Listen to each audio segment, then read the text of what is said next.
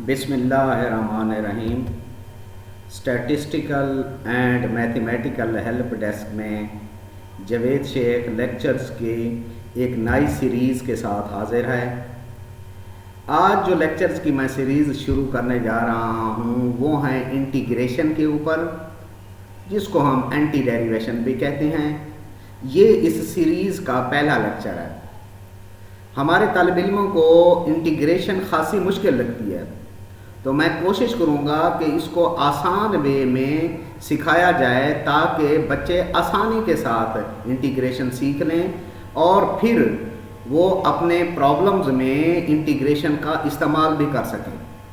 तो इंटीग्रेशन या anti derivation क्या है? The reverse process of derivation or differentiation is named as integration or anti-derivation। गोया जो हम डेरिवेटिव्स फाइंड करते हैं उनका ये रिवर्स प्रोसेस है, या आर्टिस्टिक वे में हम इंटीग्रेशन को ऐसे डिफाइन करते हैं, integration is a way of adding slices, कि हम स्लाइसेस ऐड करते हैं टू फाइंड द होल, के मुकम्मल मजमुआ हासिल करने के लिए जो हम स्लाइसेस ऐड करते हैं उनको इंटीग्रेशन कहते हैं। तो इंटीग्रेशन हम क्यों इस्तेमाल करते हैं, क्यों फाइंड करते हैं? इरेगुलर शेप्स के एरिया फाइंड करने के लिए इंटीग्रेशन इस्तेमाल होती है, वॉल्यूम्स में इस्तेमाल होती है, सेंट्रल पॉइंट्स में इस्तेमाल होती है और प्रोबेबिलिटीज़ में इंटीग्रेशन इस्तेमाल होती है। तो जैसा कि आप जानते हैं, जो डेरिवेशन का साइन है वो है d/dx। तो d फॉर डेरिवेशन और dx जिस वेरिएबल के अलांग आप डिफरेंशिएट कर रहे हैं, यानी derivative with respect to x। तो इंटीग्रेशन का क्या साइन है? ये इंटीग्रल है, इंटीग्रल और dx with respect to x। अब इस कंसेप्ट को एलेबोरेट करने के लिए मैं आपको कुछ एग्जांपल्स देता हूं, आपको आसानी के साथ इंटीग्रेशन का कंसेप्ट समझ आ जाएगा। मसलन आप बेहतर अंदाज में जानते हैं कि कांस्टेंट का डेरिवेटिव क्या होता है? ज़ीरो। तो रिवर्स क्या हो गया? बैक पे जाएं तो ज़ीरो का इंटीग्रल कांस्टेंट, कांस्टेंट का डेरिवेटिव ज़ीरो, ज़ीरो का इंटीग्रल कांस्टेंट। फिर देखें x का डेरिवेटिव 1, तो 1 का इंटीग्रल x। फिर देखें x स्क्वायर का डेरिवेटिव 2x, तो 2x का इंटीग्रल x स्क्वायर। अब आप पावर फार्मूला देखें, इंटीग्रल ऑफ x की power n d of x, तो क्या होता है पावर फार्मूला? पावर में 1 ऐड भी हो जाता है n + 1 और वही डिवाइड भी हो जाता है प्लस कांस्टेंट।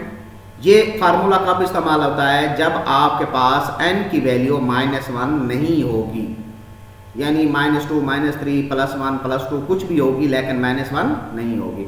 और अगर n की वैल्यू -1 होगी तो ये वाला इंटीग्रल जो है वो किसके इक्वल होगा? Natural log of x plus constant. अब सबसे पहले ये सवाल पैदा होता है कि ये +c क्यों लिखा गया है?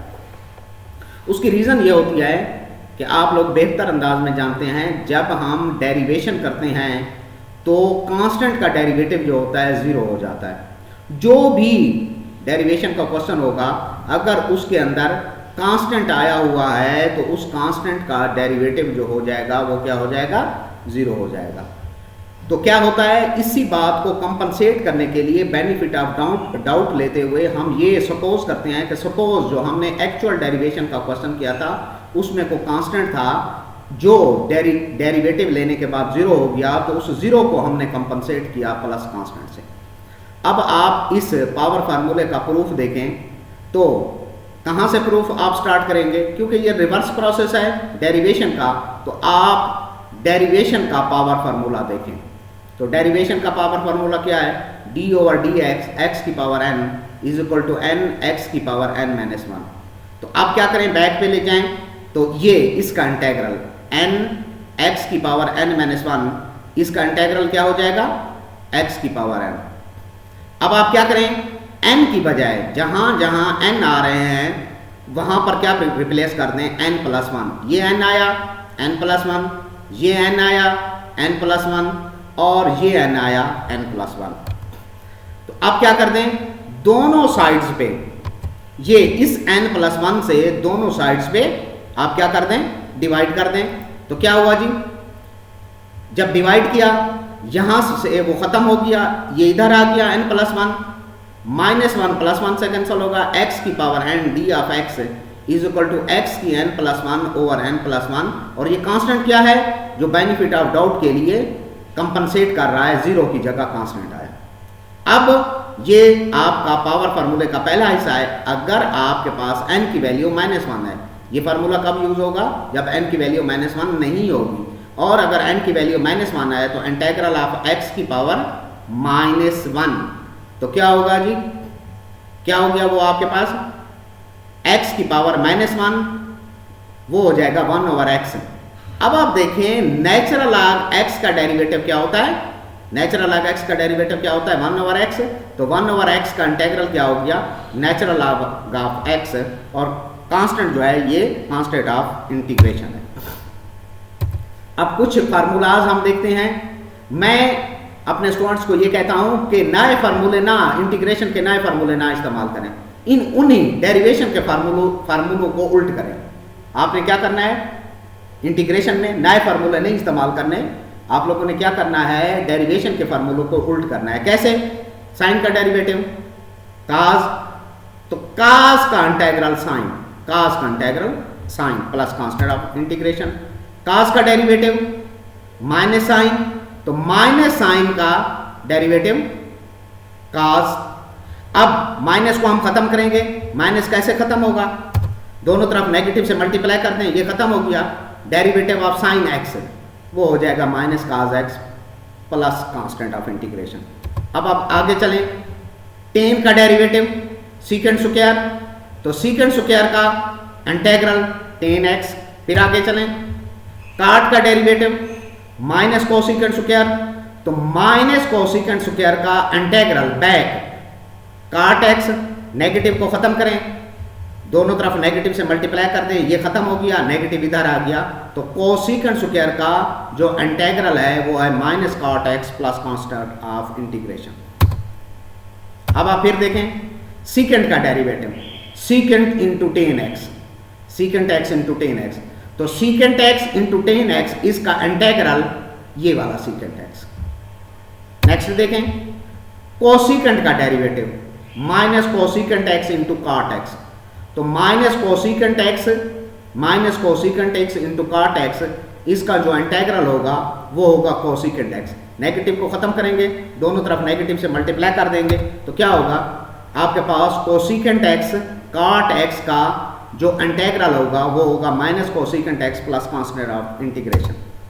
फिर आप देखें इनवर्स ट्रिग्नोमेट्रिक फंक्शंस के जो डेरिवेटिव हैं, derivative of sine inverse x 1/1 minus x square whole square root, तो जो आपके पास 1/1 माइनस एक्स स्क्वायर का स्क्वायर रूट उसका जो इंटीग्रल होगा वो होगा साइन इनवर्स एक्स। अगला देखें derivative of tan inverse x किसके इक्वल होता है, टेन इनवर्स एक्स का जो डेरिवेटिव होता है वो होता है 1/1 प्लस एक्स स्क्वायर, तो 1/1 प्लस एक्स स्क्वायर का जो इंटीग्रल होगा वो होगा टेन इनवर्स एक्स। फिर देखें सीकेंट इनवर्स एक्स का derivative 1/x x square minus 1 का स्क्वायर रूट, तो 1/x एक्स स्क्वायर माइनस 1 का स्क्वायर रूट उसका जो इंटीग्रल होगा वो होगा सीकेंट इनवर्स एक्स। फिर देखें नेचुरल लॉग x का डेरिवेटिव 1/x, तो 1/x का integral natural log of x। फिर देखें ये आपके पास एक्सपोनेंशियल फंक्शन है, derivative of a power x, इसका डेरिवेटिव क्या होता है a power x natural log of a, तो a power x natural log of x का जो इंटीग्रल होगा वो होगा a की x, तो ये constant natural log of a इसको खत्म कर दें, दोनों तरफ डिवाइड कर दें, इंटीग्रल ऑफ a की power x d of x, ये natural log of a divide हो जाएगा a की x natural log of a plus constant. अब आप देखें e की x का जो डेरिवेटिव होता है वो e की x होता है, तो e की x का इंटीग्रल भी e की x होगा। अब ये तीन बहुत इंपॉर्टेंट फार्मूलाज हैं जो इंटीग्रेशन में इस्तेमाल होते हैं। ये 3 फार्मूले तमाम इंटीग्रेशन में इस्तेमाल होते रहते हैं, ये आपने लाजमी याद कर लेनी है। पहला फार्मूला है, अगर नीचे फंक्शन हो ऊपर उसका डेरिवेटिव हो, integral of F of x, नीचे फंक्शन ऊपर उस फंक्शन का डेरिवेटिव, तो ये आंसर किसके इक्वल होता है? Natural log of F of x plus constant. फिर देख लें, नीचे फंक्शन ऊपर उसका डेरिवेटिव, तो ये इंटीग्रल किसके इक्वल होगा? Natural log of F of X. अगला power formula for any function F of X, integral of F X की पावर एन, फंक्शन की पावर हो और फौरन बाद जो आपके पास पावर के नीचे फंक्शन है उसका डेरिवेटिव मल्टीप्लाई हो रहा हो, फंक्शन की पावर हो और उसी फंक्शन का डेरिवेटिव मल्टीप्लाई हो, तो ये किसके इक्वल होता है? फंक्शन की पावर में 1 ऐड भी हो जाता है और वही डिवाइड भी हो जाता है। तीसरा बड़ा इंपॉर्टेंट फार्मूला है, integral of 1 over x square plus A square D of x, ये होता है 1 over A tan inverse of x over A plus constant. तो ये 3 फार्मूले पूरी इंटीग्रेशन में बार बार इस्तेमाल होते रहते हैं, ये आपके लिए याद करना और उनका सीखना बहुत ज़रूरी है। अगर आप लोगों को ये वीडियो पसंद आई है तो आपने लाजमी से मेरा चैनल सब्सक्राइब करना है। आप लोगों का बहुत शुक्रिया। अल्लाह ताला आपको अपनी हिफ्ज़ व अमान में रखे। अल्लाह हाफ़िज़। पाकिस्तान जिंदाबाद।